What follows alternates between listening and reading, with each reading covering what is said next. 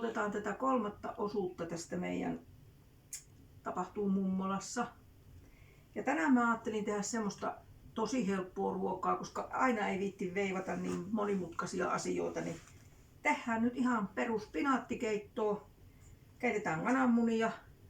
Kaveriksi siihen aina nyt laitetaan yleensä kananmunat keitettynä, mutta sitten kun mä otin näitä pinaattia pakasteista, nämä on pakastettuja pinaatteja, tällaisia pieniä palleroita, niin huomasin, että jaha, mullahan oli jäänyt sinne joululta tämmöistä lehtitaikinaa. Ja niinpä mä nyt sitten mietin, että kun kerran lehtitaikinaa meillä on, niin tehdään siitä pinaattikeiton kaveriksi sitten tämmöisiä juustokierteitä. Ja mulla oli sitten tietysti juustoa tuolla sen verran, että mä raastoin sitä ja kas kummaa, mulla oli jäänyt myöskin pähkinöitä joululta. Ja mä pistin ja paukuttelin ne kuukausi tommosessa muovipussin välissä vaan kaulimella murskaksi. Ja sit mä teen niistä vähän tuohon päälle semmoista kivaa rantsia, että nämä nyt kierretään nämä juustokierteet tietysti kierteille ja kastellaan kananmunaa ensin ja juustoa. Mutta katsotaan sitä sitten kun mä menen tonne. Eli kun aloitetaan pinaattikeiton teko, niin mulla on siihen, no siinä voi olla muutakin rasvaa kuin voita, mutta mulla on voita. Sitten pitää olla vehnäjauho, että tulee se sakeentuminen siihen. Ja tietenkin maitoa ja pinaattia ja suolaa.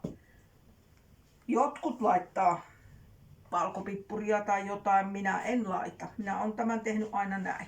Mutta voit laittaa sellaiset mausteet, jos haluat. Nyt mä menen tuonne hellan viereen näiden kattiloitten ja tää on 3 litran kattila. Tämmönen tulee yleensä täyteen mulle ja menneekin sitten sopivasti. Mutta nyt lähdetään tuohon hellan eteen tekemään.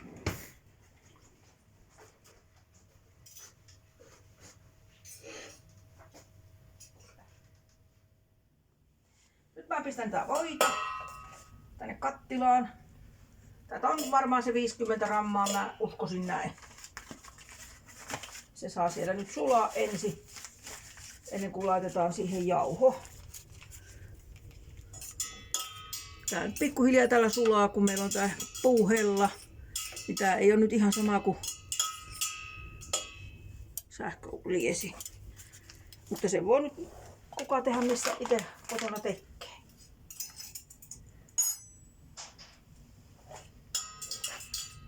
Annetaan niiden täällä sulaa kaikessa rauhassa. Toi voi siellä sulanut. Ja nyt laitetaan sinne vähän vehnäjauhoja, pari ruokalusikallista ainakin. Voi olla tämmösiä oikein kukkupäisiä. Katsotaan miltä se näyttää. Laitetaan lisää.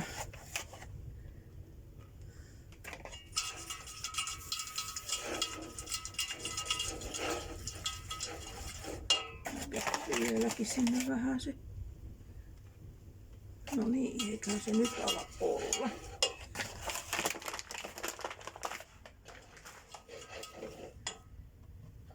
Silloin kun tehdään tämmöistä maitopohjasta ruokaa, niin, ja kun tää rasvasuurus on täällä, niin sittenhän se maito kaadetaan sinne perään heti paikalla, mutta sitä pitää välittömästi sekoittaa. Muuten se paakkuuntuu koko suurus ja se mieluummin menee tällä rispilällä. Ei muuta kuin sekaisin vaan. Minä panen koko litran tähän maitoon nyt.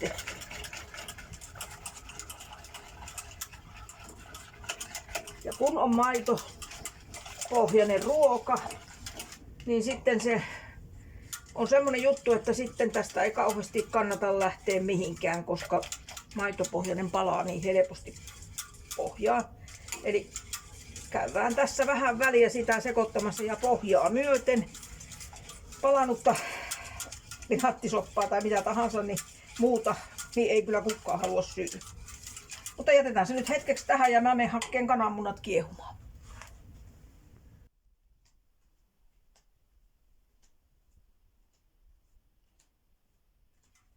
Mulla on tässä nyt kylmässä vedessä kananmunat ja mä ripsautin sinne tommosen vajaan teelusikallisen suolaa.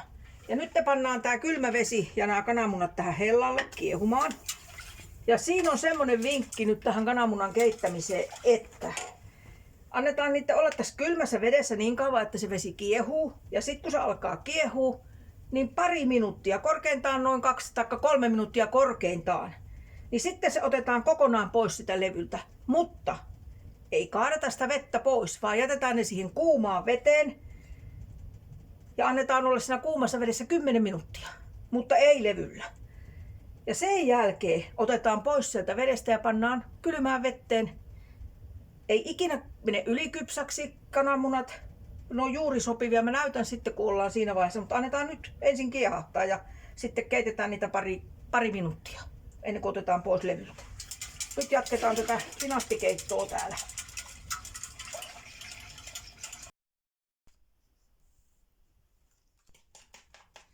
Nyt mä teen näitä juustokierteitä tässä tuonne uuniin. Elikkä nyt mä kastelen ensin tänne kananmunaan tän kierteen. Tää nyt on tämmöstä vähän niinku räpeltämistä, mutta tää menee näin. Että muutenhan tämä ei tartu tämä juusto tähän, jos ei tätä kastele kananmunalla. Sitten sinne pannaan vaan tähän näin.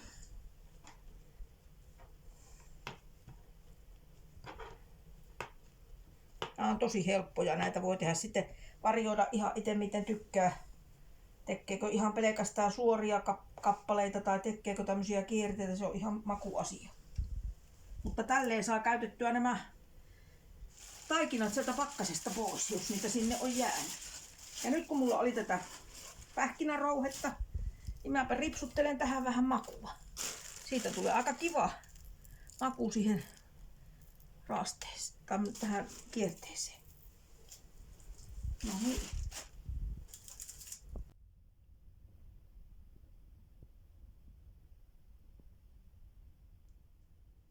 No nyt mä laitan nämä juustokierteet 200 asteen lämpötilaan. Ja annetaan siellä olla semmonen ainakin varmaan, katsotaan 10 minuuttia ehkä. 80. Ja niin kuin näet, niin kohta rupeaa meidän kananmunat kiehumaan. Se on ihan siinä ja siinä. Ja siitä kun ne alkaa oikeasti pulputtaa, niin pari minuuttia. Sitten nostetaan kattila pois ja sitten samalla sekoitetaan taas tätä meidän pinaattikeiton pohjaa, koska tää ei saa ottaa kiinni millään muotoa. Se kehtää vähän aikaa.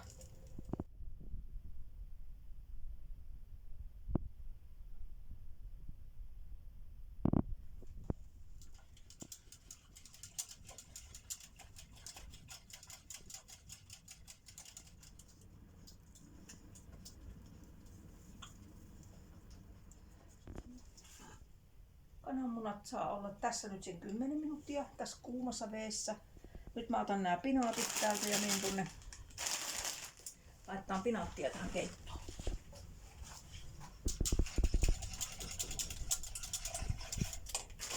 Katsotaan mikä.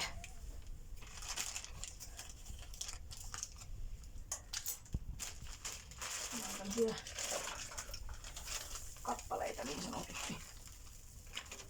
Mä laitan tähän toisenkin pussin. Tämä on siitä edullinen ruoka, että nämä pinaattipussit sieltä pakasteesta ei maksa kuin se 50 senttiä suurin piirtein kappale, niin tästä tulee edullinen ruoka. Sitten ne lähtee sulamaan tänne keittoon.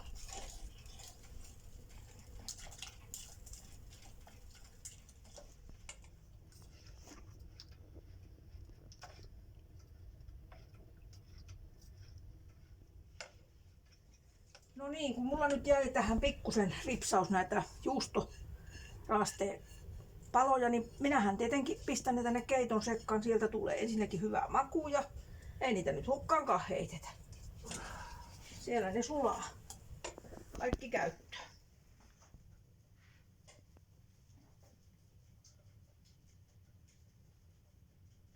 Menee nyt ihan hetki vielä. Täytyy antaa tämän nyt täällä kiehahtaa ja sakoontua tämän keiton. Ja kuten näette, niin siellä niin näppärästi tulee meidän juustokierteet uunissa. Herkkuja halvalla. Nyt nämä on ollut 10 minuuttia täällä kuumassa vedessä ja nyt nostetaan ne tänne kylmään vetteen ja annetaan niiden jäähtyä tässä. Ja uskokaa tai älkää, niin nämä on kypsiä, vaikka näitä ei siellä keitetty kuin se 2 minuuttia. Mutta ne oli siinä kuumassa vedessä sen lopulla. Nyt mä sitten pistän tänne vähän suolaa mausteeksi. Täytyy sitten maistella vähän, että kenenkä maku on minkäkin verran suolaa, mutta näpäs nyt maista, oliko tässä nyt sopiva suola sitten.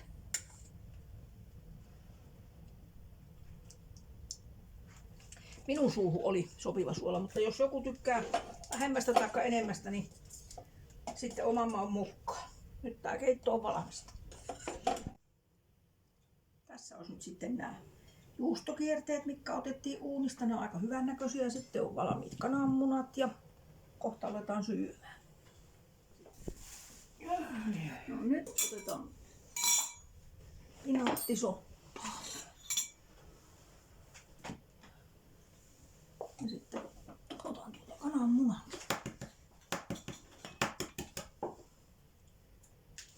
Kohta mä näytän teille. Täältä Tämä on oikeastaan semmoinen sähkönsäästövinkkikin, jos joka käyttää sähköhellaa tämmöiseen kananmunan keittämiseen, niin siihen ei tarvitse keittää sitä tai käyttää sitä aikaa koko 10 minuuttia, vaan näin näppärä tulee 2 minuutissa 2 minuutin munasta. Aika hyvä, sanoisin. Ja nyt mä maistan näitä. Näitähän, jos jollain nyt jotakin taikinaa on siellä pakkasessa joululta tai mistä vaan jäänyt, niin nämä on kivoja, kuulkaa vaikka illan istuessa lauantai-iltana tai milloin vaan saunan jälkeen napsitte jotain kivoja herkkuja, teette siellä tämmöisiä juustotikkuja tai jotain. Näihin voi panna vaikka mitä maustetta. No, pizzan maustetta ja mitä vaan. Maistahan, että uskalletaan mekin maistaa. Se on muuten hyvää.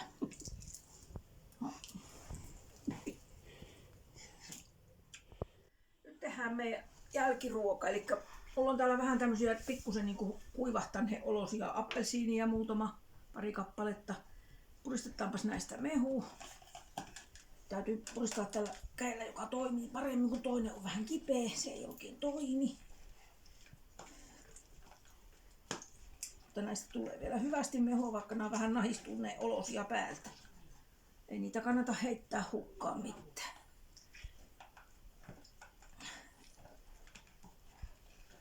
Koitetaan sitä toisellakin käydä. Kaupoista muuten myyvää aika paljon. Minä olen ainakin itse asiassa löytänyt sieltä hyvinkin paljon semmoisia tuotteita, mitkä myydään niin kuin suurin piirtein poistohinnalla. Tässä on esimerkiksi nippupanaania. Eiliset tähdet nimellä myytiin, niin tämä koko hässäkkä maksoi 59 senttiä. Ja ne on ihan hyviä banaaneja, ettei muuta kuin ostelkaas näitä vähän niin kuin ei niin täydellisen näköisiä hedelmiäkin, niin sitten nämä käytetään, kuulkaa, ihan loistavasti käy kaikki. Sitten mulla on tämmönen kreippikin tässä, tääkin on aika päällisin puolin semmoisen kuivahtaneen näköinen, mutta kyllä täällä ihan mehukas hedelmä on. Ei muuta kuin napataan täältäkin kaikki mehut pois. Pannaan tämä nyt tänne pohjalle. Pari appelsiinin mehua ja 1 kreipin mehu. Sitten mä otan tästä näitä banaaneja. Otan vaikka 2 banaania. Ja nämä on tämmösiä vähän ruskehtavia, mutta juuri sopivia makeita. Ja niitä nyt ei tarvitse kauheasti siinä leikkoa muuta kuin sinne vaan joukkoon. Minun mielestä banaanit on tämmöisenä muuten kaikkein parhaimman makuisia. Ne on niinku vasta silloin kypsiä. Niistä on se makeus tullut. Sitten mulla on tässä tyrnimarjoja. Ystävältäni sain tyrniä taas viime syksynä ja kävin siellä poimimassa hänen vanhempien kesäpaikalla. Ja näitä nyt tänne vaan ropsautellaan jonkinmoinen määrä. Se on oikein superherkkua ja vitamiinia tämä. Sitten mulla on pakkasesta täällä vähän vadelmaa. Siitäkin tulee makua, oikein hyvää makua. Heitetään sinne. Minkähän verran sitä nyt menisi sinne? Minä tiedän, pannaan tuon verran. Se on semmoinen. Mun isä kun eli aikanaan, niin hän äitin kanssa teki paljon semmoista, hän sanoi sitä sötkötiksi. Eli hänkin laittoi marjoja sinne ja sitten hän laittoi sinne jotain piimää ja milloin mitäkin. Mä nyt laitan näitä mehuja tästä ja sitten mulla on tässä tämmöistä kotitekosta sekamehua. Yhtenä päivänä keitin sitä pari viikkoa sitten taitaa olla. Pannaan pikkasen se on oikein kylmää, kun se on vielä puoliksi jäissäkin. Sitten mä laitan ihan tästä kivennäisvettä. Annetaan mennä niin paljon, että tulee melkein kannu täyteen.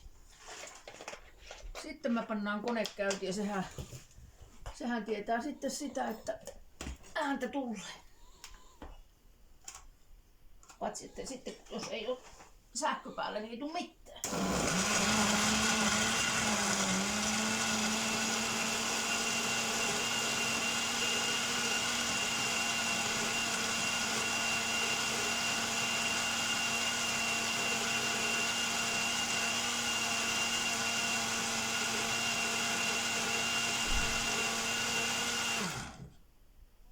Sitten mä vähän katson, miltä se näyttää.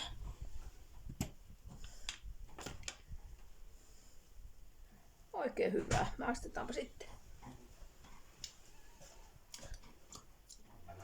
Kuulkaa, aivan loistavaa. Ei liian imelää, eikä liian hapanta. Kaikki on just eikä melkein. Nyt me laitetaan vähän lasiin niitä ja saadaan hyvä jälkiruoka. No niin, nyt on jälkiruoka, juoma, smoothie, mikä lie onkaan niin valmiina. Ja vitamiinia on varmasti paljon. Me päätetään tämä jakso tähän. Ensi kerralla meillä on taas sitten mahdollisesti jotakin muuta mukavaa ja herkkua. Moi moi!